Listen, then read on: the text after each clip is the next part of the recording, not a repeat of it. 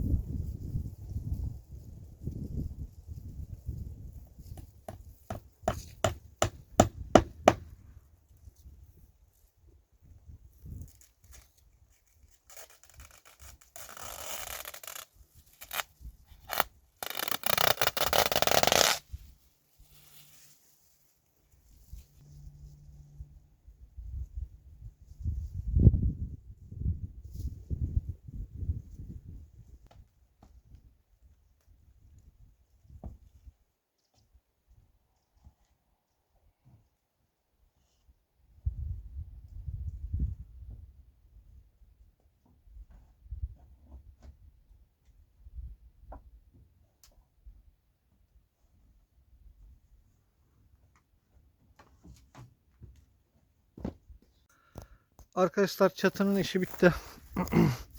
Şu gördüğünüz boşluk yere de bir cam koyacağım. İnşallah oradan hem sabah güneşi doğduğunda üst kat için, asma kat için güzel olacak. Membranım görüyorsunuz şu en uç omurga olan yerin o kadar bir yere yetmedi. Ben de elimde olmadığı için mecburen alınacak. Bu yüzden artık duvar lambirlerine başladım. Bakın ön taraftan 5 metre uzunluk olduğu için şu şekilde, buraya da bu şekilde ek fazlalık tarafını keseceğim. Bakın burasını da bu şekilde çaktım. Bakın gayet güzel, hoş bir görüntü oluyor.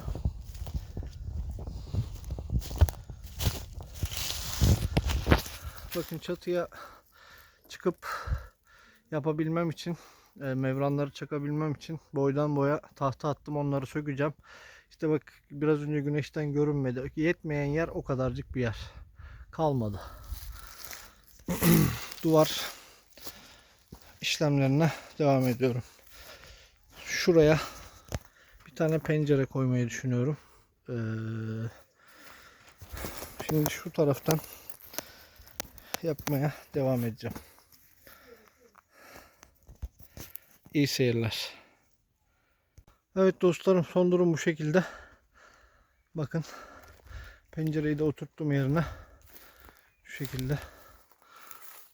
Bugünlük benden bu kadar. Bir dahaki videomda tekrardan görüşmek dileğiyle. Hepinize iyi bakın. Allah'a emanet olun.